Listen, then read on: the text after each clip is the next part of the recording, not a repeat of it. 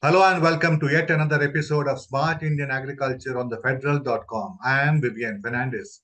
Odisha is among the few states that are promoting the cultivation and consumption of millets in mission mode. Odisha's Millet Mission completed 5 years last year and has got a 5 year extension. It has about 1.8 lakh millet growers and intends to enlist at least 7 lakh by 2027. Should Odisha promote the cultivation of millets as snacks or staples to achieve the substantial numbers, quantities, and acreages it targets? To discuss this, we have with us Dinesh Ballam, Project Coordinator, Odisha's Millet Mission. Mr. Ballam, thank you very much for making the time and for joining us. Thank you, sir. Apart from improving health outcomes, why does Odisha want to increase the consumption of millets? Sir, as you know, like Odisha is one of the few states which are regularly affected by droughts. As per the statistics of the, I think, Odisha State Disaster Management Agency, in last 50 years, only 3 years in Odisha have been disaster-free. By that, I mean it's either affected by floods or droughts or both, sometimes even deficient rainfall. So out of 50 years, only 3 years were completely normal. So, Odisha is among the few states which are always on the verge of climate change. And even if you look at the vulnerability mapping by the CREDA, the Central Research Institute for Dryland Agriculture, in their forecast for next 50 years, they have said that the drought proneness of will be increasing in Odisha. The dry spells will be increasing in Odisha. So which means that the tribal belt, the upland belt of Odisha, especially in many tribal districts, the uplands can be as high as 60 to 70%. So in all these districts will get more and more affected. And Odisha also has a very, very high rainfall. So what we will be witnessing is a intense wet spells. Though that from meteorological standpoint, the total rainfall may not change much, but you will have intense wet spells and you'll have prolonged dry spells. So Odisha agriculture needs to adapt for that. So it's more of a necessity, is what I would say to begin with. And millets suit perfectly into this bandwidth. And specific because and these were the crop that were predominantly used to be here. It's not like we are introducing a new exotic crop for which we need to try. And these are already locally adapted. They have been moved out of it in the pursuit of the food security, which was important, as Odisha used to be once So known you for are saying that starvation. this is a crop diversification strategy, a climate resilient strategy. That's true. That's true. That's true. Mhm. And in general, Now, sir, I think, yeah, please. do you intend millets to be grown all over Odisha in the rice growing areas as well, or in particular pockets? Sir, we are very clear, at least from the Honorable Chief Minister and the people, the administrative heads of the department, the minister, is that we are not wanting to get into debate of millet versus rice. What state is overall looking into is the millet versus better rice. That means, for example, the International Rice Research Institute has come up with a rice which has low glycemic index. So they've come. There are a lot of varieties now in rice which are also very healthy. So idea is that wherever ecologies, the rice is suitable, rice will be promoted. Wherever ecologies where millets are suitable, millets will be promoted. See, I mean, let me put it this way. I think if you look at the statistics, in last for 25 years, the Odisha has tremendously increased its rice production. So based on the RDA recommendations and we look at the total surplus. So I'm saying that we have around 40 lakh metric ton surplus of rice. So that gives us bandwidth to ensure that we can go for other crops. And we are not just talking only about millets. We are talking about millets, pulses, cotton, oil seeds.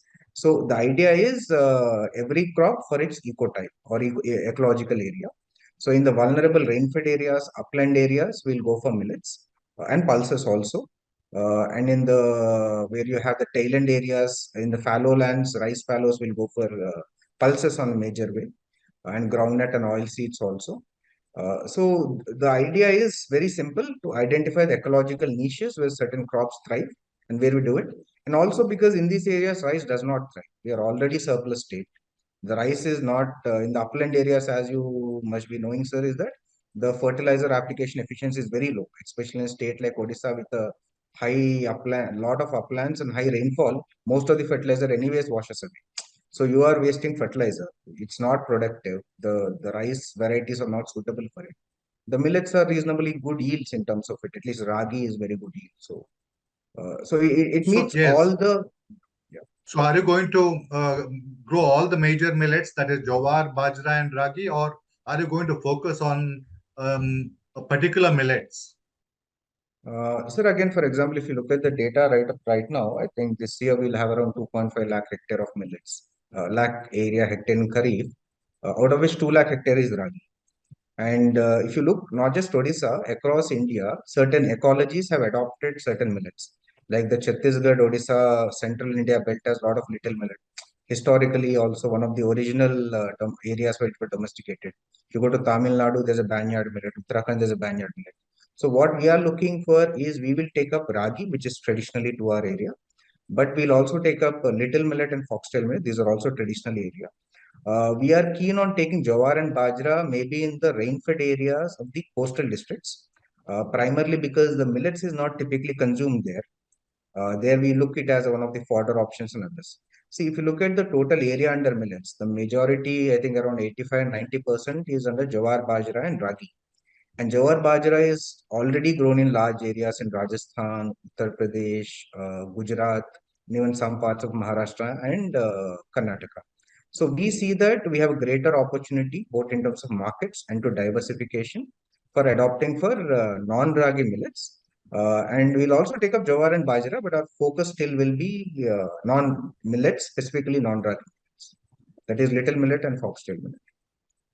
Yeah, you said that you don't intend to make it a rice versus millet debate, and I can understand that because the productivity of rice of Orissa is about 2.2 tons per hectare, while the national average productivity of ragi is about 1.5 Yeah, tons per hectare.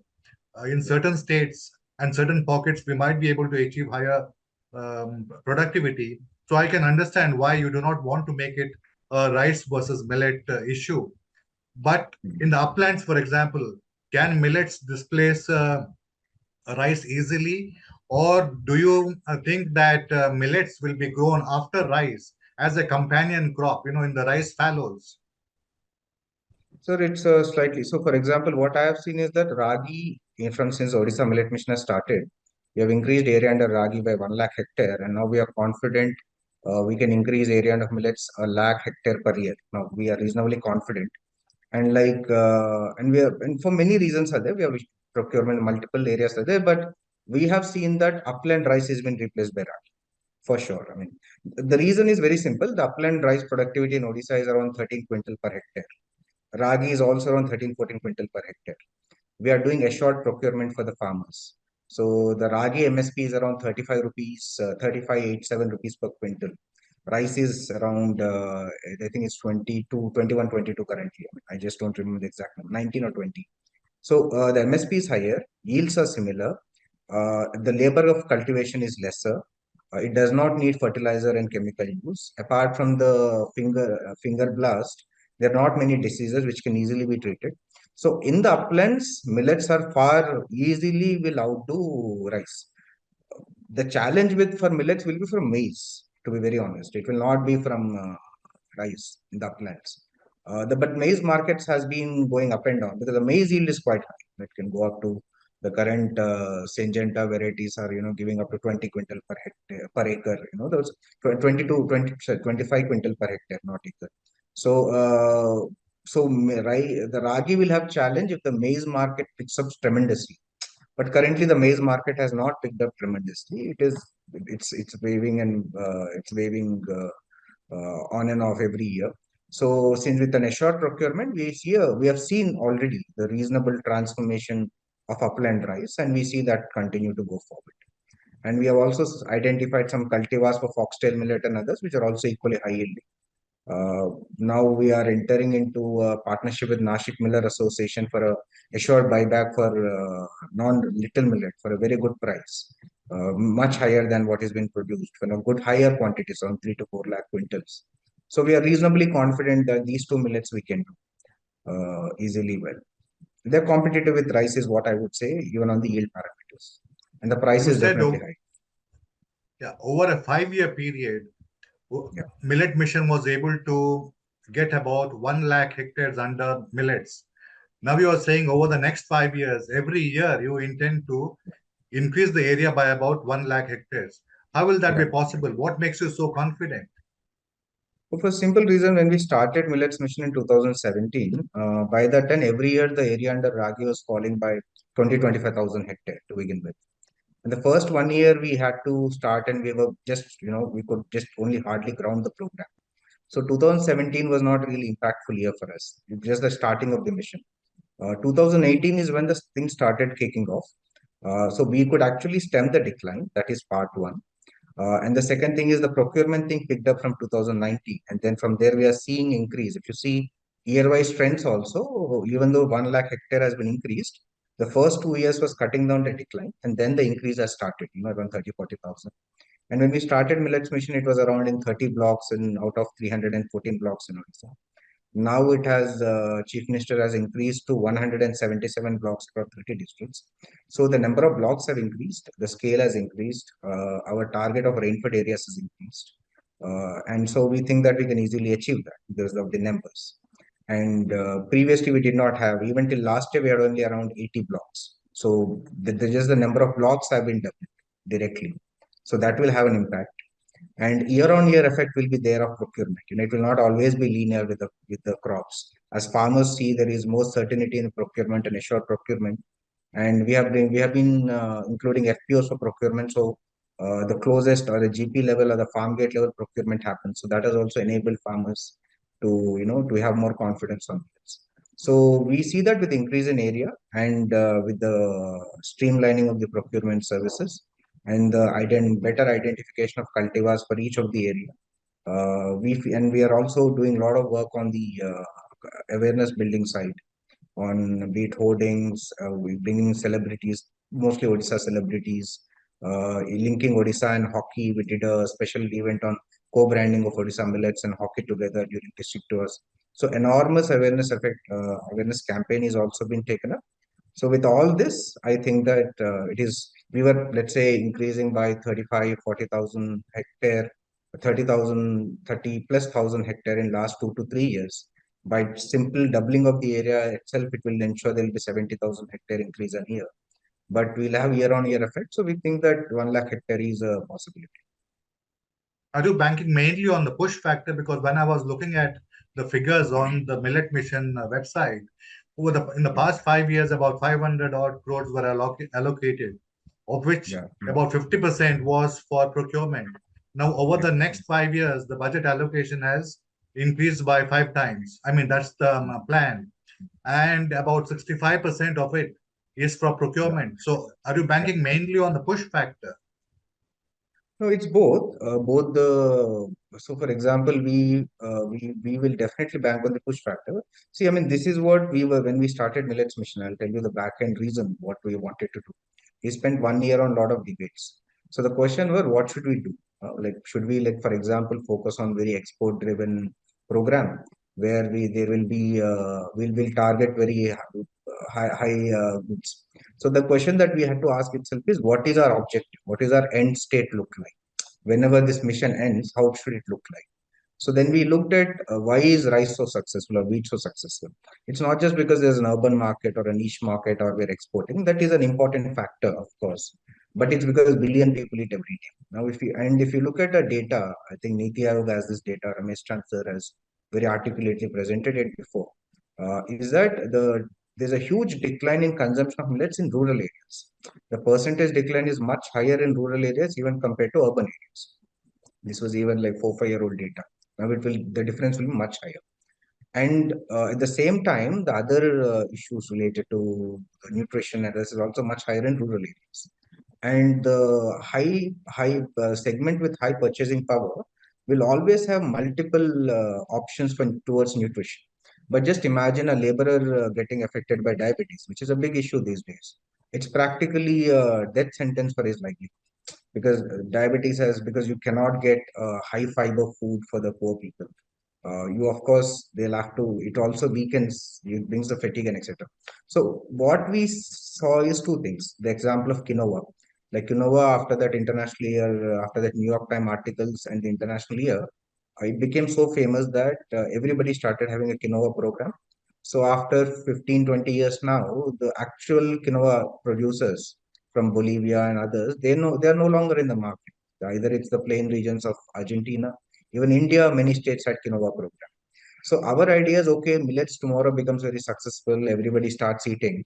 Then the Katak farmer will also start growing millets because millets like quinoa are a day neutral crop, which means they can grow in any areas provided there is adequate number of sun.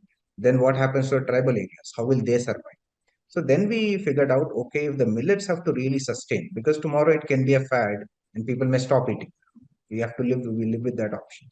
So we realized, okay, if we really truly want to change this, one, we need to target mainstreaming. We need to increase the yield in the upland crops. It should be competitive with other crops. And we should ensure there is a mass consumption in rural areas also. So if ragi is even sold at 20, 25 rupees a kilo, the economics of ragi is good enough that people will continue. And if there's enough local consumption.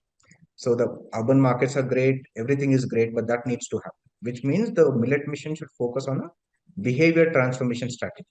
So that's why when we thought really closely what should be our tagline. So that's why I said we will revive millets in farms and plates. And the first objective of millet mission was to increase the household consumption, not productivity. The second objective was to set up a decentralized processing units.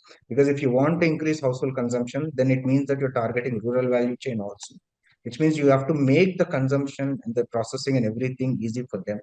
So then it comes the productivity. So we are very clear that for a long-term sustenance, if we want millets as a one of the cereals in the plates of the billion people, like let's say 4 crore Odias in Odisha, we need to ensure all the ecosystem is built at the rural areas and also at urban areas. So, and government has a moral responsibility to take care of the underprivileged also. I'm not saying that they need to always give it a subsidy, but you need to create an ecosystem that nutritious food is also available to them at their level. It should be Okay, let us available. look So at that's in the rural areas, in the communities that used to eat millets, but perhaps don't do that or do that in a very small quantities. Have you been able to revive the millet eating habit? yes. I mean, in our project areas, the preliminary data has shown that the we targeted to increase the household consumption by by 25%. I think we succeeded by about 15%. And we are seeing that there is an increase in rural consumption, and we are taken a following strategy. So what we have done is that in every village where we do our project, I mean, with this 177 blocks, we do, as I said, the millet mother events where we have a discussion with all the mothers on importance of millets, be it in terms of iron, calcium, because calcium is a big problem in the rural Adivasi belt because most of them have a lot of bone problems at the end of the day. Similarly, iron is an issue, and millets are known to have good source of iron, natural source of iron. I'm not saying that it should replace the folic acid tablets, but I'm saying as a natural alternative, it is good. So we do an extensive campaign in every village health and nutrition day, which happens once in every 15 days, where everybody comes. So that is one thing that we are doing. With the school committees, we are engaging very closely with the PRA members to talk about importance of millets in schools. In ICDS also, we do the same. We organize a village level street plays and awareness campaigns. We do food festivals, cooking competition because many people have also forgotten how to make millets. People just know how to only eat gruel, but there are at least 70 to 80 types that we can do. And in addition to that, we work with street vendors. We have set up millet tiffin centers. Around 100 plus tiffin centers have been set up in different GPs where we work, and we have set up around 1,000 post harvest threshers, small scale threshers which have been developed in consultation with Odisha University of Agriculture Technology. We have set up cleaning units. We have set up around 700 pulverizers. So idea is that because nobody will eat millets because the government wants to eat them. The millets will be eaten one if people see the benefit in it.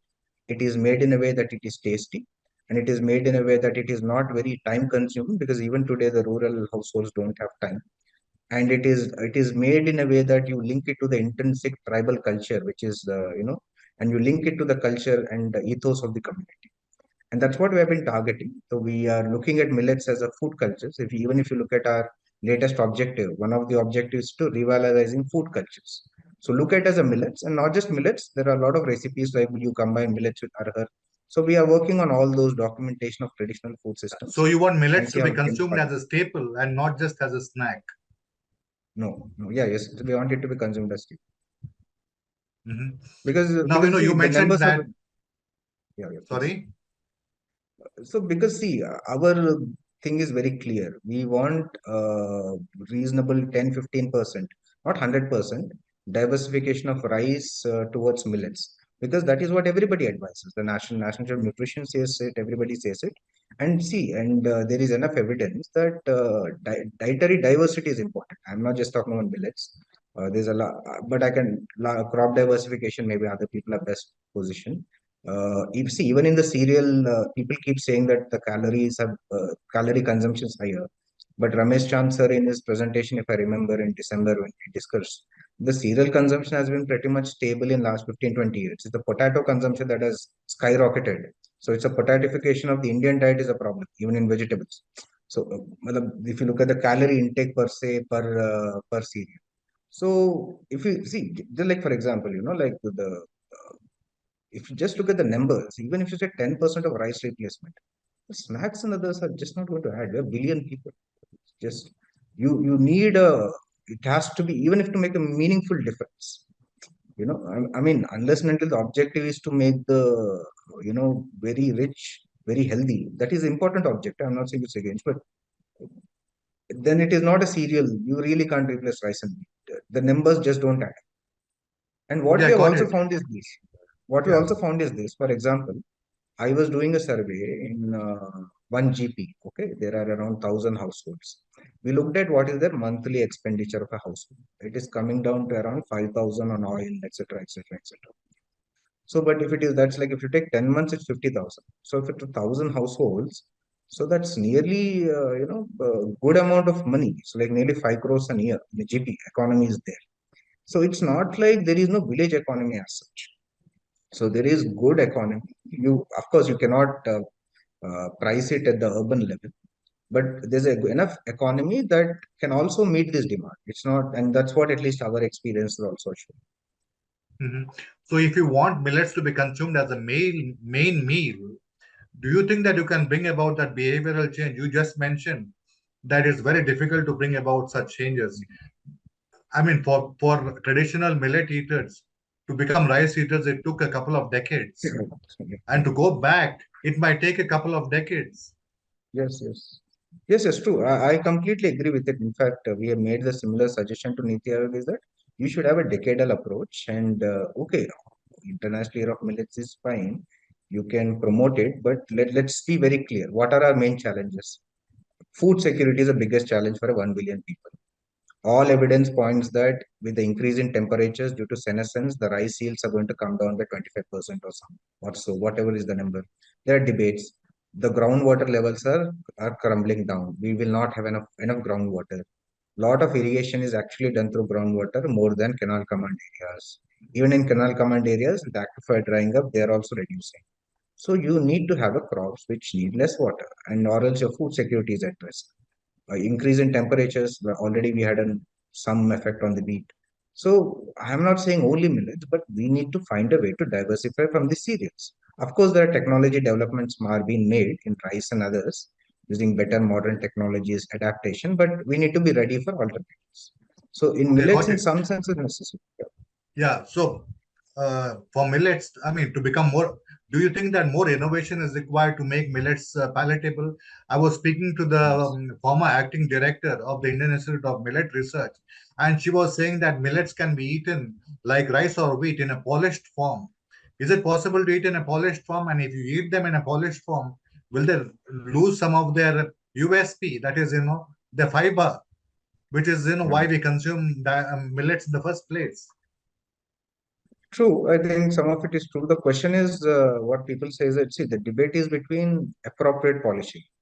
So, for example, if you have very minimal, so or appropriately minimal polishing, because like for example in ragi, so you have around 340 units of calcium per 100 gram, and rice has much lower. I think it's around 10 units of calcium. Uh, but when you directly consume, let's say in raw form or in very unprocessed form, the body may not be able to absorb. There's something called bioavailability that comes into picture. So one of the challenges that we faced when we are trying to include millets in ICDS program is even if the millets have high nutrition, the bioavailability of millets can be lower because of very high fiber. Because it will high fiber will have an effect on absorption of the nutrients. So some polishing is required, what we call the appropriate polishing. So if you do appropriate polishing, you can have a combination where it is good, where you have enough nutrients, it is also digestible, the bioavailability also increases. So that is part one. Part two Got is it, got that it. Yeah. Part two is that this is this, so there is a difference in amount of polishing required for children. So children you may need more polishing because the bioavailability. For adults you don't need much polishing. It's not required so much because adults have different. They need more fiber because the more the nutrients they need the release of sugars is a bigger issue.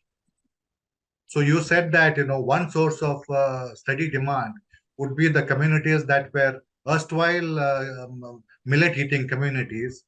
That's one. What about the new converts? Where do you expect them to come from? So definitely the urban areas and the export markets are there, and because of the health benefits, and partly also because there is sometimes the euphoria helps. The larger euphoria also helps. So I see the urban areas, people having more income and perhaps more sedentary lifestyle, because the work demands such a way. I think for them, millets will be an option, but the challenge is there more entrepreneurship will be required because they will not have time. They may want Mhm. healthy food, but the time is the constraint. So how do you ensure you have a semi-processed but at the same time healthy food, which they can readily make or take very little time, don't need very elaborate preparation is the key. I think that's where the technological improvements need to be done for urban spaces. So this segment will consume millets in a ready-to-eat or ready-to-cook Ready form, to eat or in the form. form of blends with either flour or Yeah. dosa batter. That's correct. That's correct. But the point is that most of these current mixes, I think Ratnavati madam would have been right person to give more information, are not actually are done in a way. I mean, I don't want to get into names and all that. Are done in a way that it takes away everything.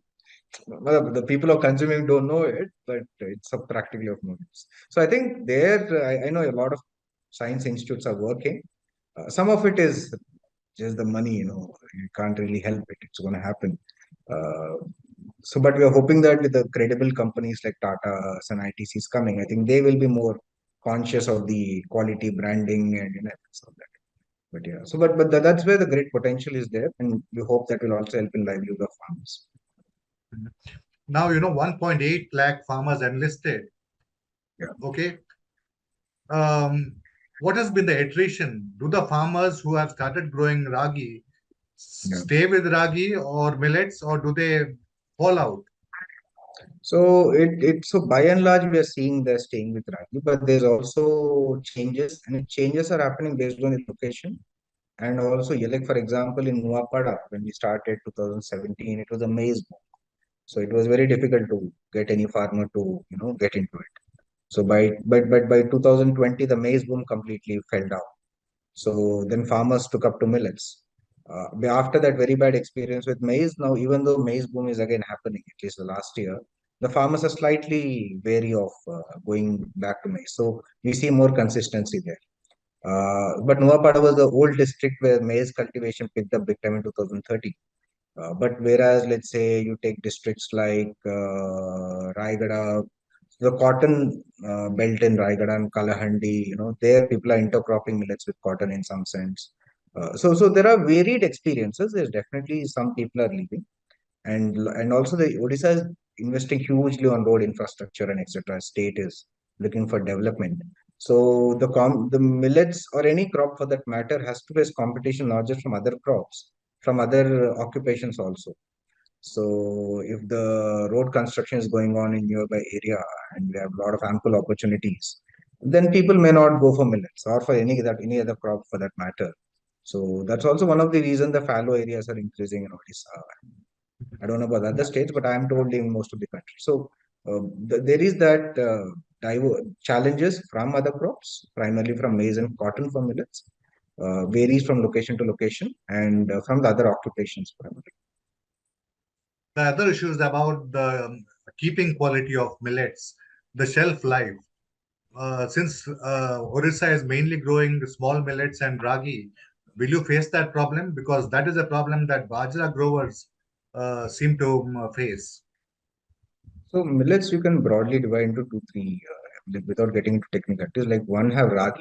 Ragi is traditionally is a very hardy crop. So in Vijay in the Krishnadevaraya Empire, or Vijayanagara Empire, there are records that show that can last for up to 50 years. And even the standard people store for 3 to 4 years. So ragi and all these minor are not a problem unless you process. Once you process, the shelf life comes down. But even our studies with CFTRA and others, that's one like we spent good 1.5 2 years with CFTRA to get this all the science right because we don't want it to blindly get into something because once something goes wrong, then everybody will be till everything is great, it's great. But once people will say, okay, people will ask questions. So we did a shelf life study. So we found that ragi THR is having more shelf life than wheat based THR. So the issue is in the packaging, ability of the ragi powder to absorb moisture is more high, thereby developing the molding effect. So the issue is not whether they shelf life itself. The issue is if they don't, if you handle the same way as wheat, the chances of spoilage is more. So it's a slightly more technical. I can perhaps sometime take more time and run through you all the studies we have done. So the shelf life is not a problem in that sense. But whereas if you take foxtail millet, especially will have a shelf life issue because shelf life issue is directly related to what is the percentage of fat in your grain. Like if you say more fat, more oil, less easy the spoilage. So foxtail Mhm. millet has better fat compared to other grains, other millets. So those are problems. Whereas bajra and jowar, they are naked grains, so they Mhm. don't have an outer shell. Ragi has outer shell, but its endosperm is integrated into the barn. So ragi and other millets don't have the same problem that jowar bajra has. Mhm. And one final question. You said, you are also trying to promote millets in the coastal areas. There, what will it be? Will it be more jowar and bajra? And will the coastal people eat those millets or will they be growing it for sale? So there is some, so our understanding again, we are doing it for first time, so we will know. So even in coastal areas, we have taken non-irrigated belt to begin with, but it will be a challenge. Let me be very honest with you, because agriculture is a memory mostly, a memory in the farmers. So that's why any crop introduction takes a lot of time because they need to do it in their own way, and every plot is different, and every farm is different. So we think we are going to face challenges growing in finger millet, for example. That's not traditionally eaten, but there is a lot of recommendation of doctors to take up finger millet for diabetes. So the coastal belt, so there may be there is some demand, small demand there, but we feel that there's a lot of demand for dairy. In fact, our animal husbandry department keeps telling us there's a fodder shortage is quite high. So we feel that sorghum and bajra can be a very good options there. And the government of Odisha, I think, in collaboration with government of India, is also coming up with a lot of methanol plants and others. I think methanol blending. So there is an opportunity to explore that, but again, those things will take time. So because in tribal areas in the western and the southern Odisha, there's a eating habit of millets. So it is not there. I think we will. My hunch is at this point in time, as we are only going to enter it next year, that focus may be more on fodder crops. Focus may be more on the ethanol. Ethanol thing is not yet started. Maybe whenever that starts, because the sweet sorghum is a very good bioethanol option. And we'll see if the demand, if there is demand for crops, millet food crops, then we'll also go in that direction. But we will not be able to force anybody. That doesn't work. I got So it. So you are adopting more of a Thali approach, different yeah, interventions for different agroclimatic zones within the state. So on that note, Dinesh Ballam, thank you very much for thank joining you. us.